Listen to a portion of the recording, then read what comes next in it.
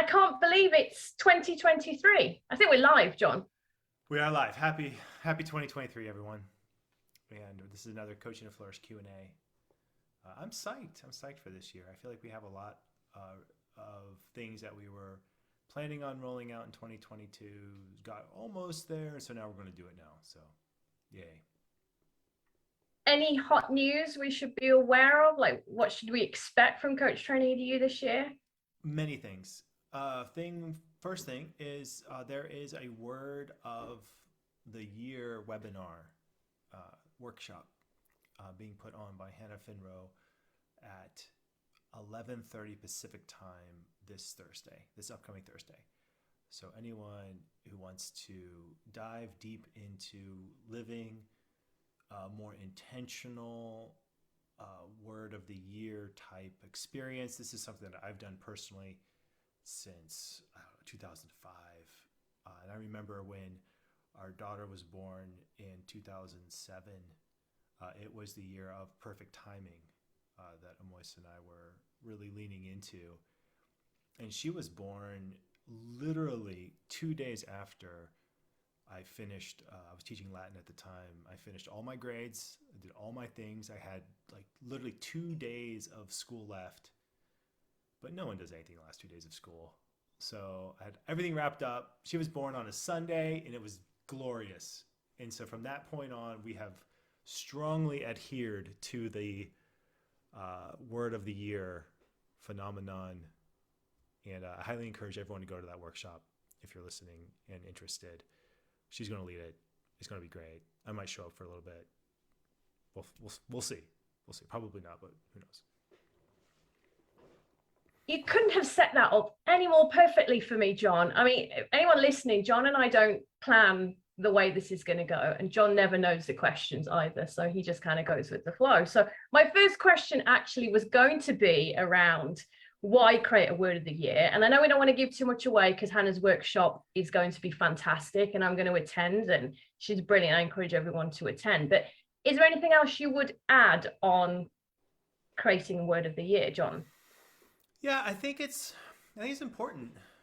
There was, and it's very coachy. It's very coach-like. I think there's something when people have a theme or a narrative. When we all have them. We all create narratives, whether they're conscious or intentional or not. And one of the benefits of coaching is that we take narratives that are unconscious or just by default, and we make them on purpose. Having a word for the year helps provide a focal point for you and other people around you. And I think there's a lot of power, especially in sharing that and having a shared focal point with people.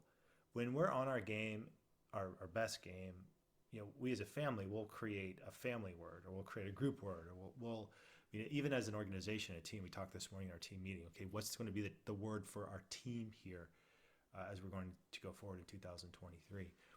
The conversation, just asking that question, just having that conversation. There's value that's being created. There's cohesion being created. There's alignment. All good things happen when you start moving in these directions. What's happening right now? Why am I just got a notification from somebody. Why is that happening? Oh, that wasn't supposed to happen. Universe is speaking to you. It totally is. Hold on a second. It's a thing. And let me shut that down. But anyway, there we go. Hold on. You can see we're truly live. This is happening live. I know. Oh, sorry, everyone. This is silliness. Well, John's Happy doing 2023, that. everyone. All right, I gotta turn off these things. How do I do this again? And while it's doing that, I'm just going to encourage everyone, go on Coach Training EDU website, look at Hannah's webinar and sign up for it. Start to think about what your Word of the Year is. It's gonna be good. Anyway, there we go. Thanks, Raj. He's back. Okay. So we've got Word of the Year, and I think, you were talking about it helps you to give a focal point. And another question that I'm curious about is, people coming back after the holidays, they've had time away and You know, some of us have overindulged on many things, not just food. What is a good way to get motivated after the holidays? Um, yeah, it's a good question. Uh, I feel like I'm coming out of a couple weeks of just running around and my household, they got the flu. I did not. I played nurse for 3 weeks. It was an amazing experience, but also one that I feel like we as a family had time to really slow down. And I know I ate lots of chocolate and green tea. It's like what I pound green tea. Oh my gosh, I drink so much green tea. It's a lot. Uh, and I was feeling it a little bit this week. Like, all right, I need to get back into my routines, back into exercise. I think the thing is, around any of these kinds of things, it's one thing to use willpower and try to will yourself through things, and that works to a certain degree. And I know there's some research put out there about the strength of willpower and how useful that is, and definitely a useful tool. I think a stronger tool and a more robust tool is having a system and getting back into those routines and habits. And especially around exercise, I find that if people drink water and exercise, then usually food choice is a lot easier to maintain. I think food choice, and this is just my limited experience in some of the studies that I've looked at and working with the clients I've worked at from an executive level mostly. When I work with teenagers, people in high school and college, this doesn't usually come up. They don't really care. They're like, whatever, I'll eat whatever I want. They don't need this. But adults, all the adults in the world. Okay, so here we are, right? So, thing one, I feel like there's usually a keystone habit. There's usually something. If someone does something, then other habits fall into place. Most of the time, in my experience, it's exercise. If people are exercising, then it's a lot easier for other keystone habits to fall in place. The challenge point comes when if your exercise is seasonal, like mine tends to be seasonal because sometimes it's outdoors. How do you adjust to the seasons and make that transition? So there are three things that tend to happen if you're really trying to exercise. And you can answer these questions in your convenience. First thing is, do you have a set time for your exercise? Yes or no? Like, is it in your planner on your schedule? Thing two, is it something that you enjoy? Is it something you actively look forward to? And then thing three is, are you meeting someone there? Or do you have a plan to, it could be a trainer, it could be a friend, it could be a coach, it could be it's so your percentage of exercise is tied to those three things. So if you answer yes to all three things, you're probably going to exercise. If you answer two out of those three things, you probably will, but maybe, 2 out of 3 times or whatever. 1 out of 3 or 0 out of 3. Most people come in 0 out of 3. They don't have it on their planner. They don't enjoy it, and they're not meeting anybody. That's not going to happen. So, it could happen, but you're going to have to will yourself to happen. Will that exercise. And then once you get there, how long are you going to keep that up? Yeah, so that's my thought on this. And water. So exercise usually, water, drink water. When I go to the trail, I'll try to pound as much water as I can, both going. I don't like carrying water when I'm riding a bike or doing stuff outside. So I try to pound as much water as I can before, then after. I feel like this is I use my own life as my own experiment guinea pig. It sounds good. I'm having some insights there. I mean, I think for me, and I think a lot of people can probably be all or nothing. So I'm actually being easy on myself this week and doing things in small percentages, building back up to those things rather than feeling the pressure. Oh, that's it now. Back in the day, and you see all these things, I would be that's it now, clean January, and this is how I'm going to eat. That does not work for me, because then I just feel that I'm in lack versus abundance. So I am slowly bringing myself back into that place. And same with work as well. I blocked a lot of time in my schedule this week to catch up on emails. and not going gung-ho, working really early in the morning to really late at night. I had to remind myself, I'm my own boss. You know, I'm probably a hard boss. So I talked to myself about it, but kind of building it back up again with everything, including emails and all the things that are due versus the pressure that everything has to be done this week or this month. Right. Yeah, I think that's spot on. There's Jonathan Haidt, one of he's a professor of marketing. He does some brain research.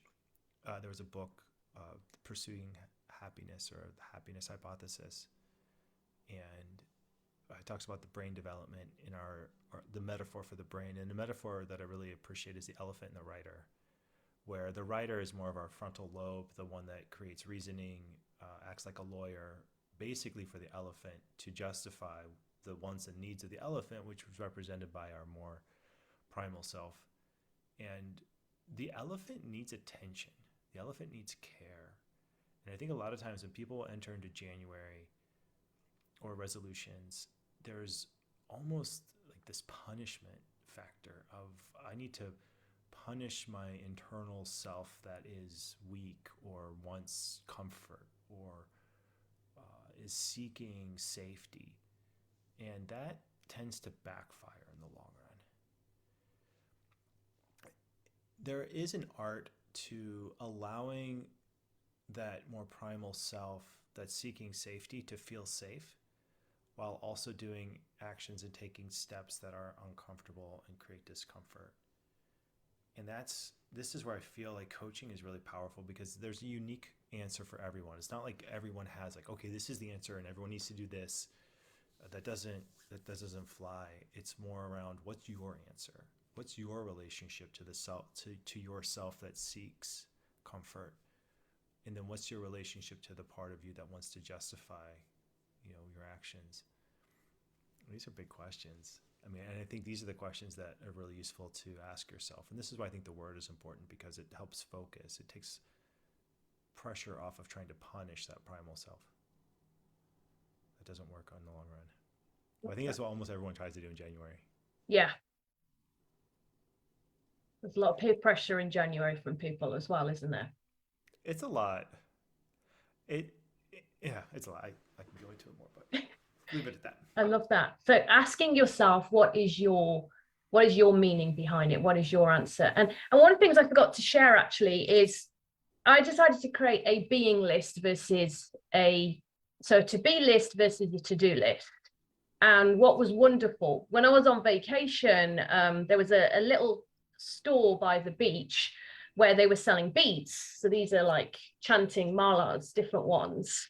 And they came with these cards, and it's got 3 B chants on it, like be fortunate, be extraordinary, and be fearless.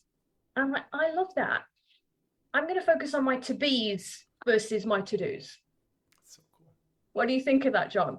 I love it. I mean, I know those stands well. Like when we spent some time in San Diego, we go to LA. It feels to me like so Cali to go to a beach. Just so Cali to buy crystals on the beach in Cali and get little cards that have extra meaning attached to them. Like, yeah, I think it's lovely.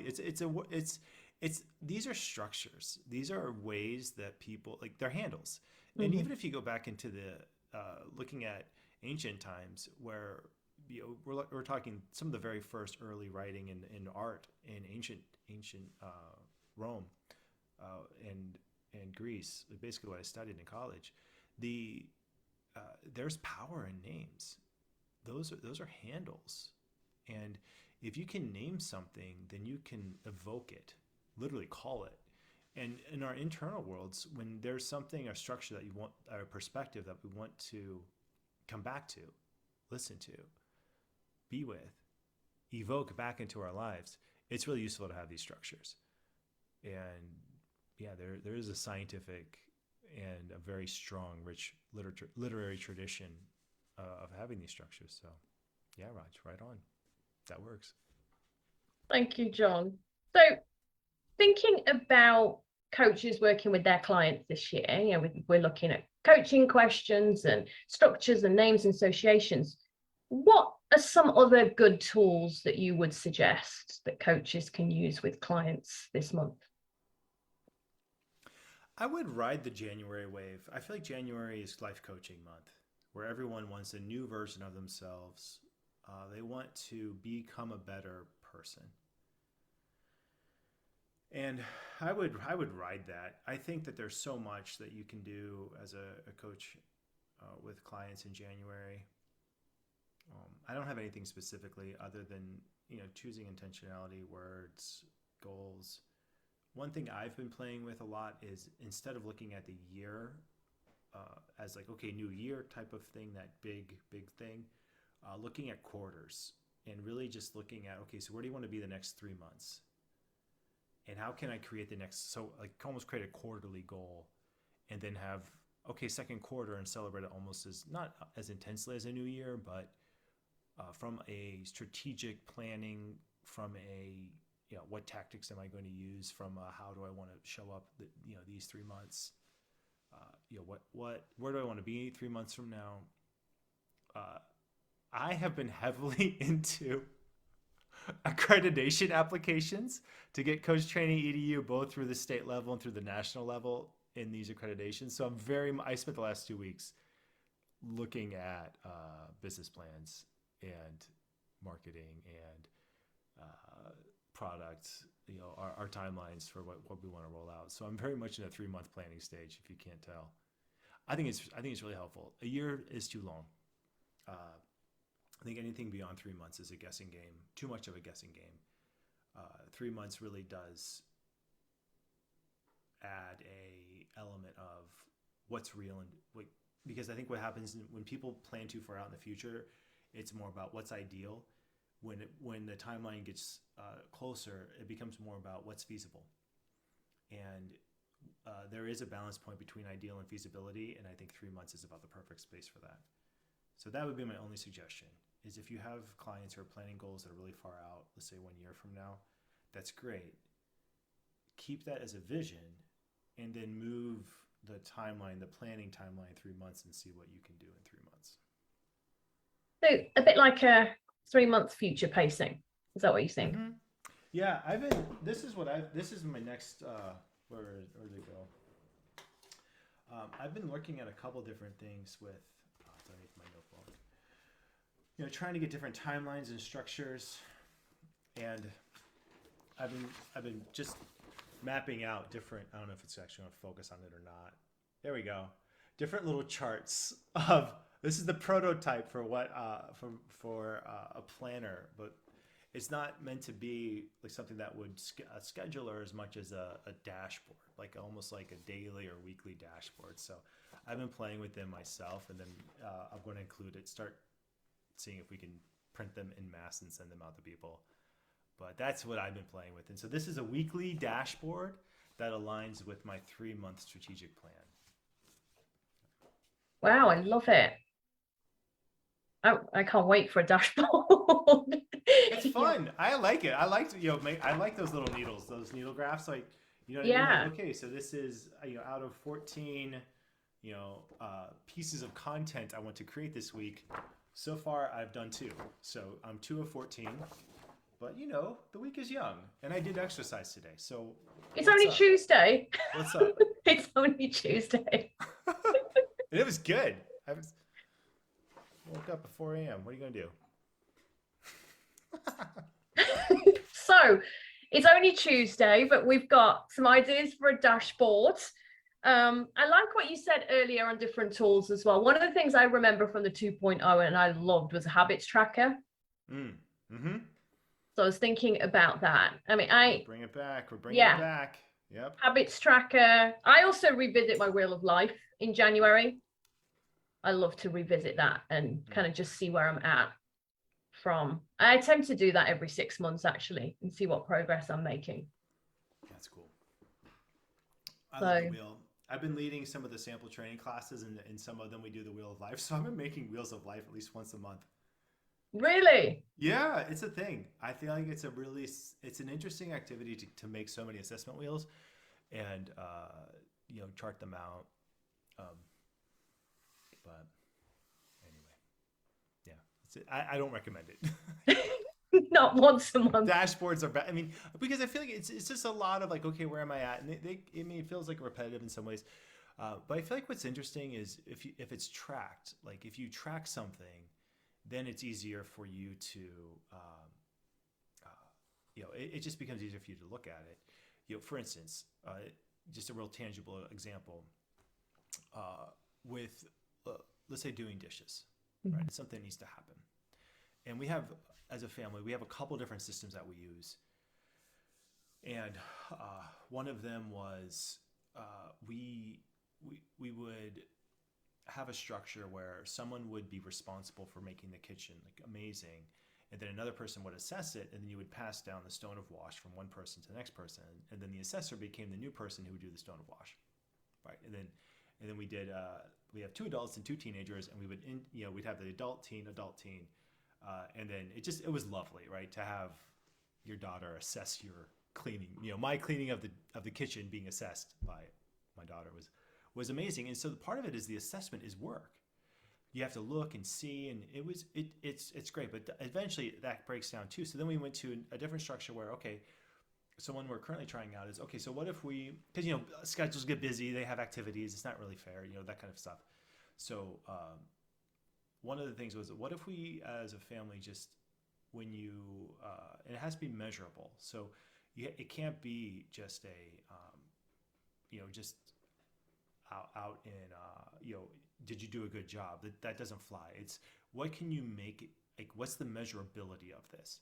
The measurability of this is pressing the go button on the dishwasher, right? So load the dishwasher, gets a tally mark. Unloading the dishwasher gets another tally mark in the load and unload. So we're just trying to assess. And then that idea is, if you just do that, you just have a chart of who did what, people, if it's assessed, will rise to the occasion. And if you can see it like that, and if there's no like, it's your turn, you have to do it, you just look at the chart. Look at the chart. Okay. And this plays out. Like there are studies that are done where, let's say that you go to, you want to conserve water, or people want to conserve water, and they go to all the households in the neighborhood, and they send out a little leaflet that says, hey, your water consumption is in the top 5% of, you consume like a lot more water than your neighbors. Let's, just for FYI, everyone's water consumption, when they get that note, immediately drops, right? But if they say, your water consumption is actually like in the middle or low versus your neighbors, everyone's water consumption goes up. Like they start going more water consumption. So we are very social. Like there is built into human beings a very social kind of interconnected. Let me where am I? Am I good? Kind of thing going on. Anytime you can track or share or any of these New Year's goals, any of these resolutions, things like that. We are very much social creatures. This helps, and this is, I think, one of the reasons why working with a coach is so powerful, is because you share your goals, you share your dreams, you share your ideas out loud with another human being. That has its own form of accountability with it as well. So yeah, we very much try these ideas out as a unit, as an organization, and then we share. Thank you, John. I know we've only got a couple of minutes left, so we're going to look out for that dashboard. I have a fun question just for us to close out on then. What lessons did you take away from the holidays, or any holiday movies that you watched? We just finished watching Andor, which I loved. I really liked Andor. I did. I thought what I really appreciated about Andor was how it brought in, I think, some of the corporate maneuvering that I've often seen executives work with in executive coaching spaces. I thought the writing was so spot on too. Such strong writing.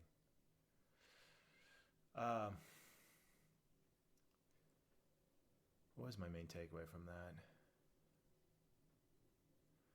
I don't know. I just I didn't get a lot of time. I don't know. I didn't watch a lot. It just was. Everyone else did. We'll need to ask them. Oh gosh. Oh gosh. Yeah. I think my main takeaway from that was I just liked how like the character development and the narratives and the strength of the narratives and how all the little like that last thing, like how all the little actions you can take will eventually lead to like a bigger action, or it seems like the progress is slow and then all of a sudden it becomes really quick. I like that idea. How about you, Raj? I'm curious. Believe it or not, Kung Fu Panda 1 and 2. So Right. I loved it. The message in Kung Fu Panda 1 was around there is no secret ingredient. So like power is within you, which was just really meaningful. And then Kung Fu Panda 2 was about finding inner peace, but not just finding inner peace to be peaceful, that when you are able to find that inner peace, you actually are more successful and more productive and more focused in so many ways. So yeah, I loved Kung Fu Panda, actually. Yeah, those are fun. Those are super fun. And we're on time, John. Yeah, we did it. We did it. It's fun. I feel like it's 2023 is, these years go by so quick, and really time is our most precious resource. And anything that you can do to measure and track, that's really what I'm leading into 2023. I think my biggest takeaway from 2023 and leading a team and all of it is it's one thing to say it's something out loud and say, okay, I want to exercise, I want to do this. But if you really want to do it, you got to track it. You have to write it down and then make those little tally marks. There's magic in that. Oh, thank you, Raj. This is so fun. It's so good to see you. It's so good to just riff and play. And thank you for the community watching and participating. And we're getting feedback that people are, in this. So if you're watching, thank you for being here, being a part of the larger coaching community, and more content coming soon. Yeah, we'll see you soon. Thanks, John. Thanks, everyone. Bye.